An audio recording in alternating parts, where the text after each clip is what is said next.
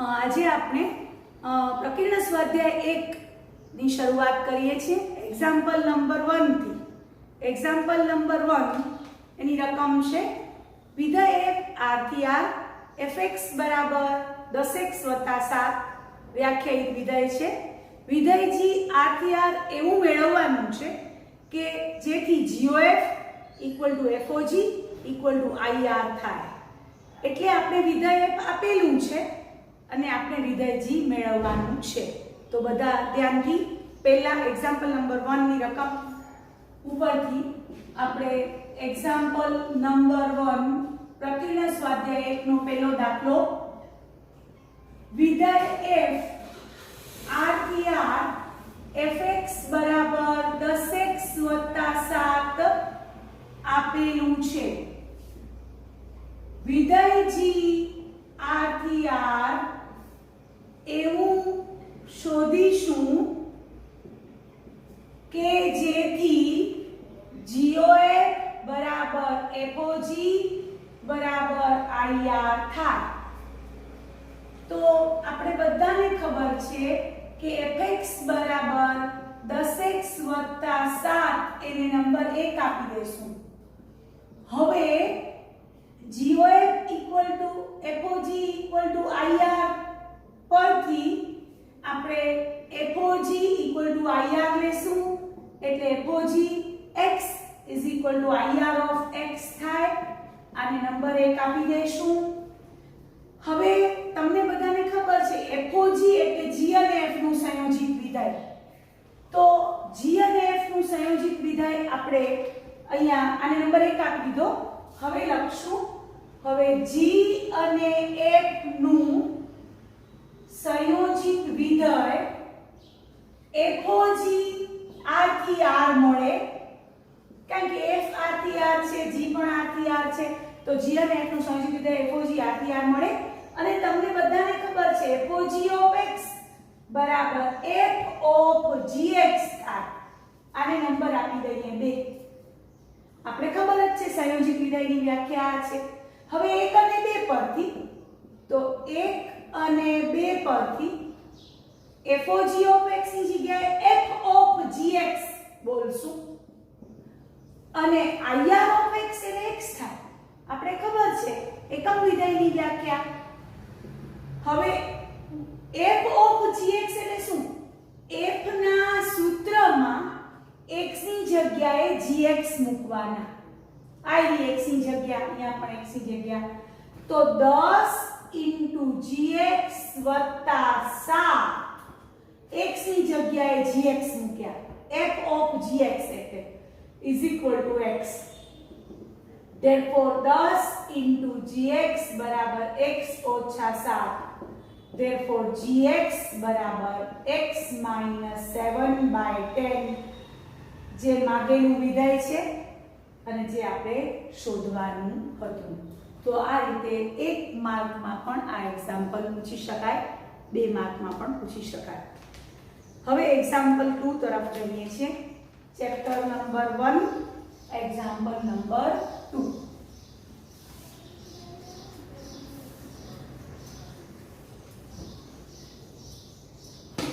Example number 2 ની રકમ છે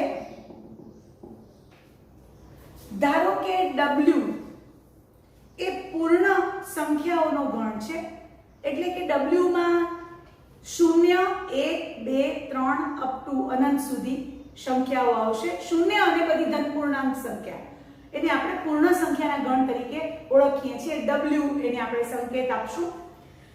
વિધેય f w થી w માટે f of n બરાબર n - 1 જ્યાં n અયુગ્મ છે, n+1 જ્યાં n યુગ્મ છે। આ દ્વારા વ્યાખ્યાયિત વિધેય આપેલું છે। તો સાબિત કરો કે વિધેય f વ્યસ્ત સંપન્ન છે તથા f નો વ્યસ્ત શોધો એટલે કે f ઇન્વર્સ શોધો।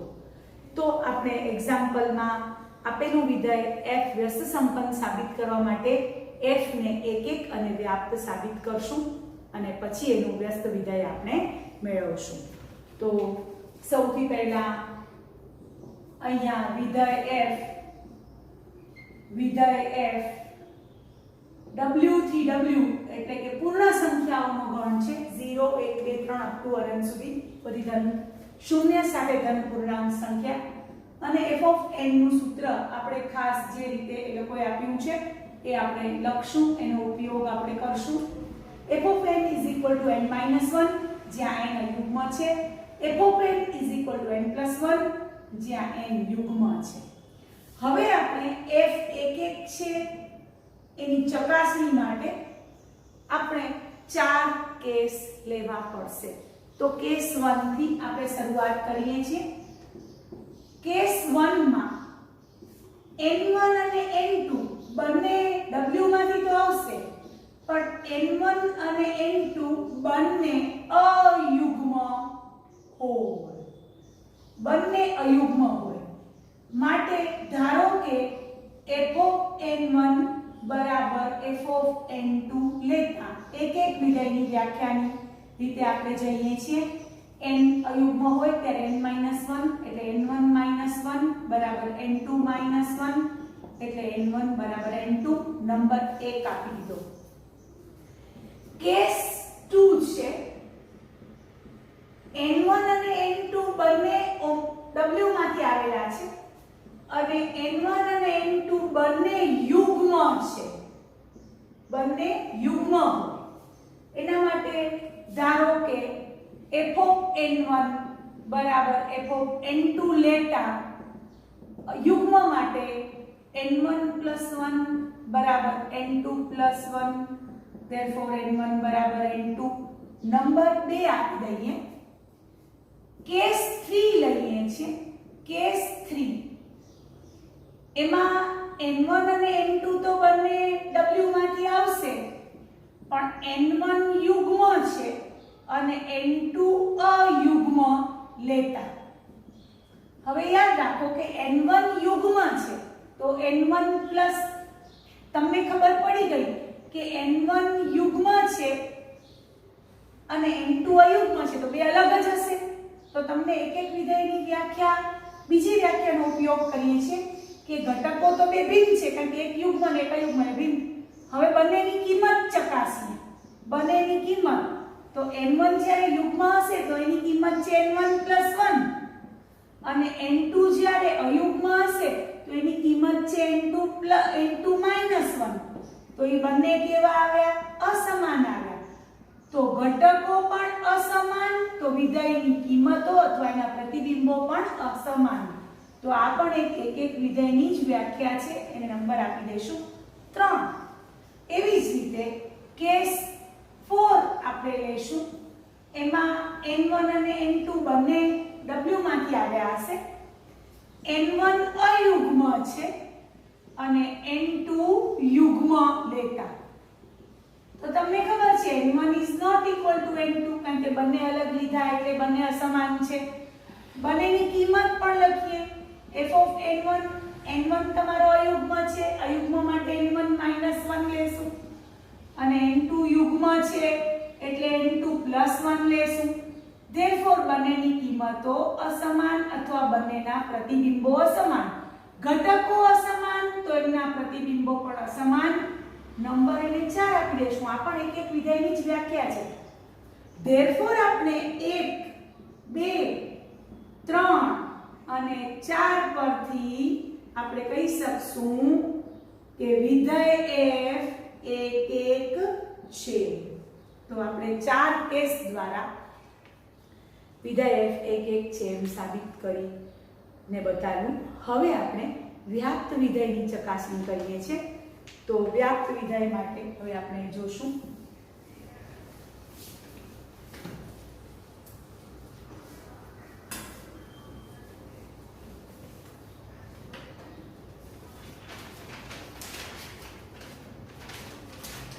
હવે વ્યાપ્ત વિધેય માટે બે કેસ લેશું વ્યાપ્ત માટે કેસ 1 બધા ધ્યાનથી જોશે અને કેસ 2 કઈ રીતે બે કેસ લેશું બધા વ્યાપ્ત વિધેયની વ્યાખ્યા યાદ કરશે પ્રત્યેક m belongs to w જ્યાં m અયુગ્મ પૂર્ણ સંખ્યા છે માટે કોઈક n belongs to w જ્યાં n યુગ્મ પૂર્ણ સંખ્યા છે, n યુગ્મ પૂર્ણ સંખ્યા છે, એવો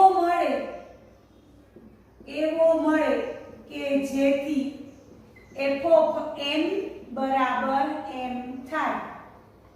હવે f of n બરાબર m લેતા f of n તમારી પાસે છે જ્યારે n યુગ્મ હોય ત્યારે n+1 લેવાનું છે, n+1 બરાબર m, એટલે n બરાબર m-1 belongs to w મળે છે જ્યાં તમને બધાને ખબર છે n યુગ્મ છે અને m છે એ અયુગ્મ છે. ખાસ યાદ રાખવાનું છે. હવે આ જેવો મળ્યો તમે અહીંયા m અયુગ્મ મૂકો, અયુગ્મમાંથી એક બાદ કરશો એટલે m યુગ્મ જ મળવાનો છે. યાદ રાખજો, અહીંયા જેટલી અયુગ્મ સંખ્યા મૂકશો એમાંથી એક બાદ કરશો એટલે યુગ્મ પૂર્ણાંક. પોતે ઓલરેડી 1 મૂકશો ને તો 1 - 1 એટલે 0, તો 0 આવે છે w માં 0 1 2 3 અપ ટુ n બધી પૂર્ણાંક આવે છે. શૂન્ય સાથે ધન પૂર્ણાંક સંખ્યા એટલે પૂર્ણ સંખ્યાનો ગણ કહેવાય. હવે LHS આપણે લઈએ f of n બરાબર f of n એટલે n+1 આ યુગ્મ માટે n+1 છે. n ની જગ્યાએ m-1 આ મૂકશું બરાબર m આવ્યા. therefore તમને શું મળ્યું, એને એક નંબર આપી દો બરાબર RHS, એને 5 નંબર આપી દો કારણ કે ઓલરેડી આગળ 4 નંબર આવી ગયા છે. હવે કેસ 2 માં આપણે જઈએ છીએ. કેસ 2 માં આ જ પ્રમાણે પ્રત્યેક n belongs to w જ્યાં m યુગ્મ લેશું અને માટે કોઈક n belongs to w ત્યારે n અયુગ્મ લેશું, n અયુગ્મ એવો મળે કે જેથી f of n બરાબર m થાય. હવે f of n બરાબર m લેતા અયુગ્મ જ્યારે n હશે ત્યારે આપણે અયુગ્મની વ્યાખ્યા આ રહી, અયુગ્મની વ્યાખ્યા n-1 લેશું એટલે n બરાબર m+1 belongs to w. બધાને ખબર છે જ્યાં n છે એ અયુગ્મ છે અને m છે એ યુગ્મ સાથે શૂન્ય પણ આવી જશે કારણ કે 0 મૂકશો m ની જગ્યાએ તો 1 તો એ અયુગ્મ મળશે એટલે શૂન્ય પણ એમાં આવી જાય છે. અને હવે LHS fn બરાબર n-1 એમાં n ની જગ્યાએ m+1 આયા મૂકી દઈએ એટલે અંતે m આવ્યા. હવે આને નંબર આપી દઈએ 6. therefore તમે કહી શકો 5 અને 6 પરથી, therefore 5 અને 6 પરથી વિધેય f એ વિધેય f w થી w વ્યાપ્ત વિધેય છે. therefore તમે દર્શાવ્યું કે આ વિધેય એક અને વ્યાપ્ત છે. હવે જે વિધેય એક અને વ્યાપ્ત હોય તો એ વ્યસ્ત સંપન્ન વિધેય કહેવાય. તો હજી દાખલો પૂરો થયો નથી. હવે પાર્ટ વ્યસ્ત સંપન્નનો પાર્ટ આપણે જોઈએ છીએ.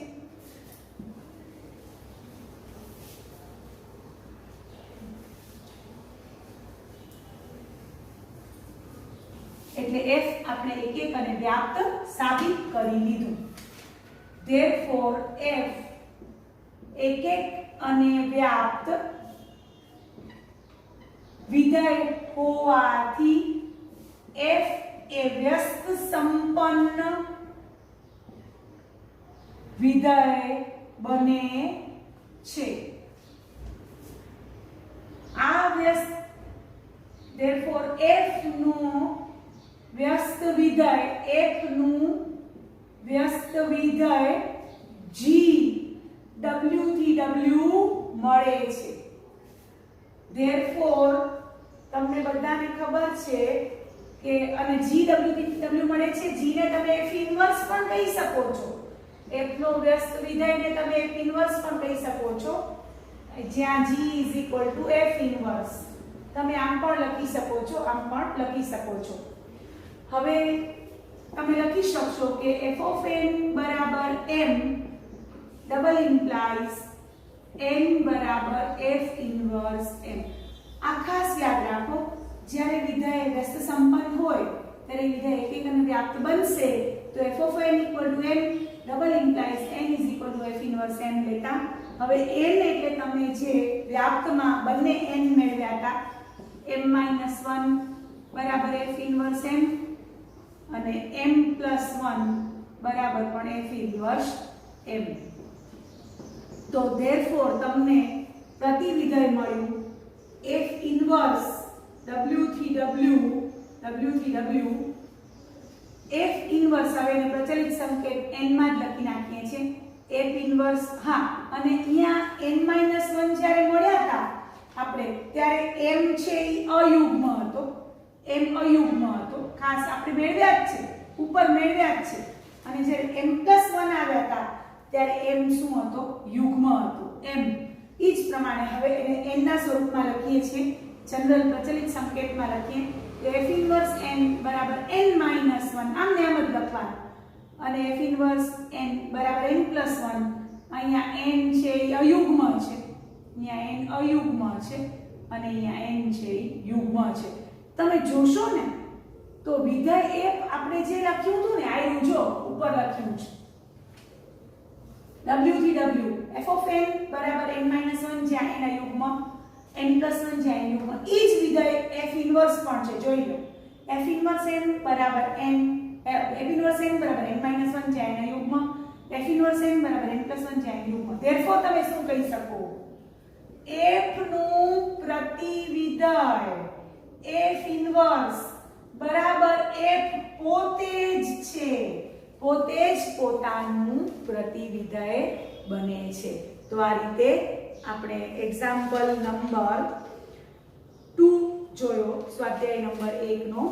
હવે આપણે એક્ઝામ્પલ નંબર 3 માં જઈએ છીએ. એક્ઝામ્પલ નંબર 3 ની રકમ છે વિધેય f r થી r fx બરાબર x² - 3x + 2 દ્વારા વ્યાખ્યાયિત છે. તો f of fx શોધો. તો એક માર્કના VSQ MCQ માં પૂછી શકાય એવો એક્ઝામ્પલ છે, એક્ઝામ્પલ નંબર 3. તો બધા જોશે ધ્યાનથી. એક્ઝામ્પલ નંબર 3 કરવા જઈ રહ્યા છીએ આપણે.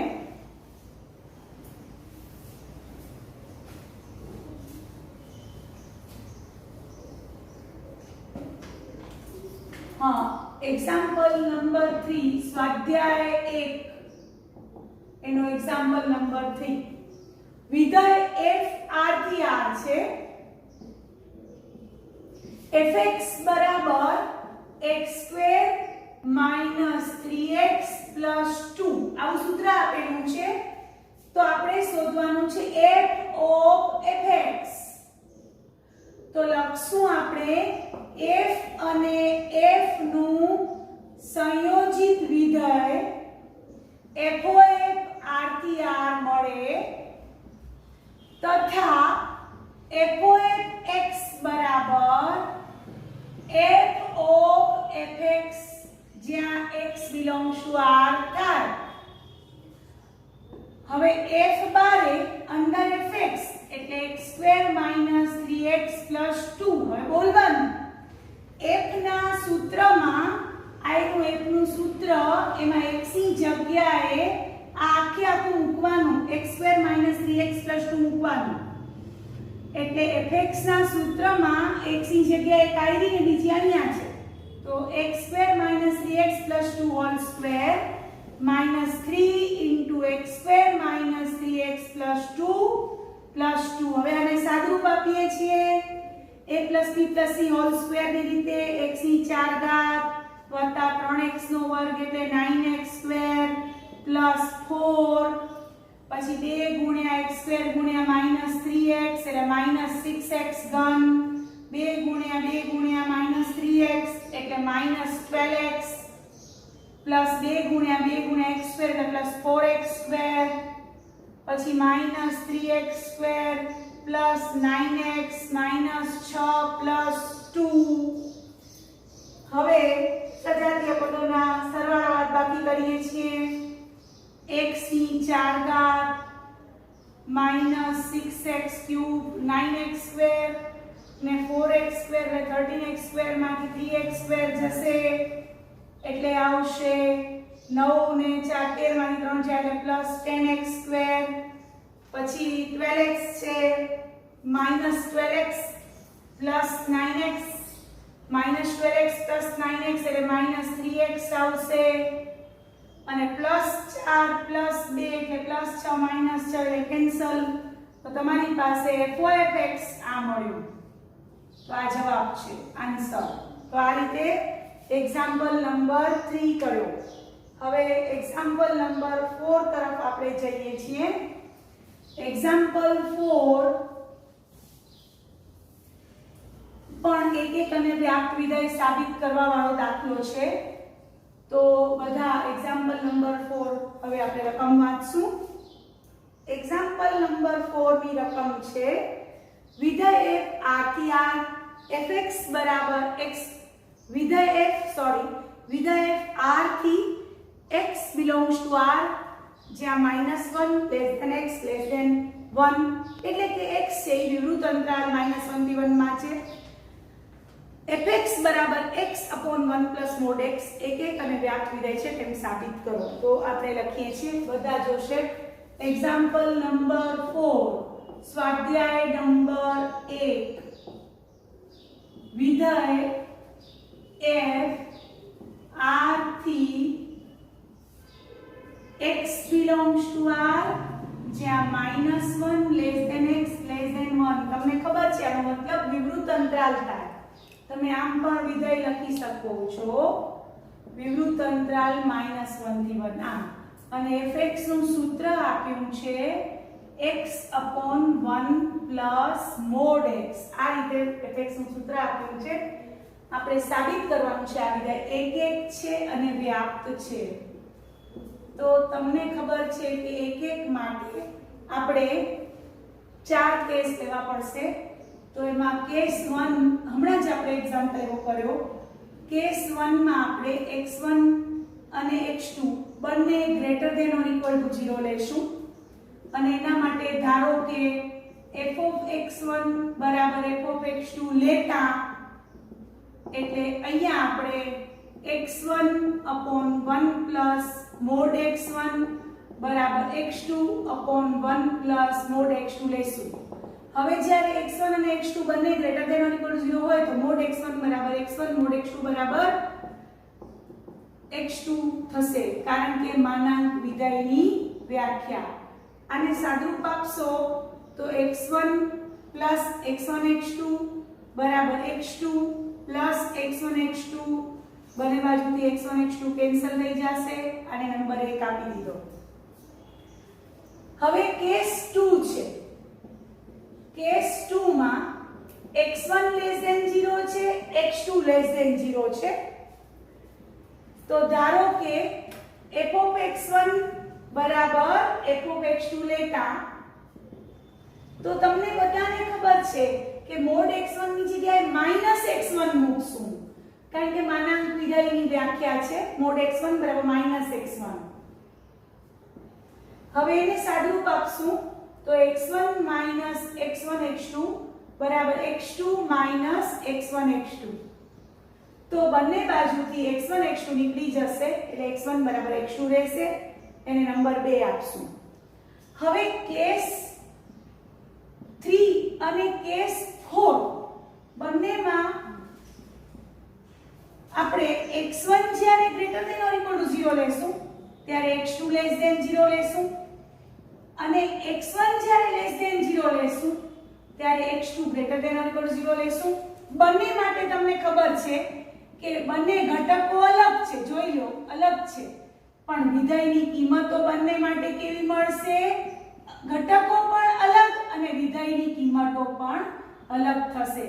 ધેરફોર એને આપણે નંબર 3 અને નંબર 4 હમણાં જ આપણે કર્યું હતું તો આ રીતે 1 2 3 અને 4 પરથી 1 2 3 અને 4 પરથી વિધેય f આપણે 1 છે તેમ સાબિત કર્યું. તો આ રીતે વિધેય f 1 સાબિત કર્યું. હવે આપણે એને વ્યાપ્ત સાબિત કરીએ છીએ. બરોબર? તો વ્યાપ્ત વિધેય માટે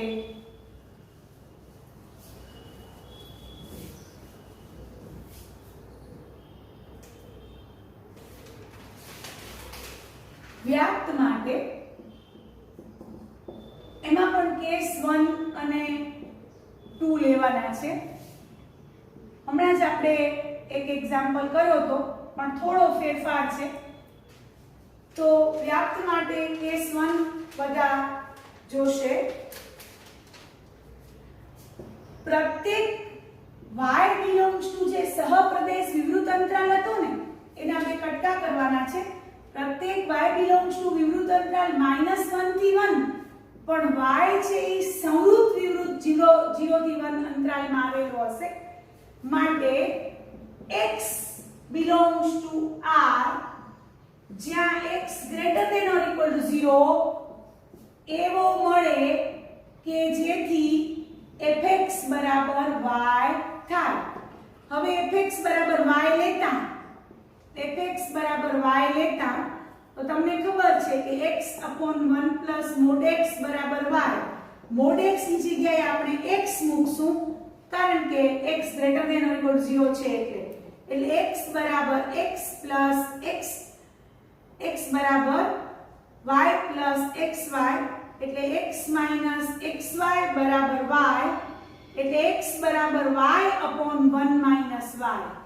તમને આ મળ્યો જે ચોક્કસ x છે આપણા ઘન r માં આવેલો છે પણ x કેવો હશે x greater than or equal to 0 હશે અને y શેમાં આવેલો હશે સંવૃત વિવૃત અંતરાલ 0 1 માં. તો આ રીતે તમે LHS fx લેશો એમાં x plus 1 upon x mod x ની જગ્યાએ x મૂકશો. હવે x ની જગ્યાએ તમે આ y upon 1 minus y મૂકશો. તો આ રીતે x ની જગ્યાએ y minus અહીંયા પ્લસ આવશે અંતે આવશે y. therefore કેસ 1 પૂરો થયો. હવે એને નંબર આપશું 5. હવે કેસ 2 માટે તો એમાં પણ પ્રત્યેક y belongs to વિવૃત અંતરાલ -1 થી 1 પણ હવે કયો પાર્ટ લેશું y belongs to -1 થી 0 વિવૃત અંતરાલ જ લેશું માટે x belongs to r ખરો પણ x કેવો લેશું લેસ ધેન 0 એવો મળે કે જેથી fx equal to y થાય.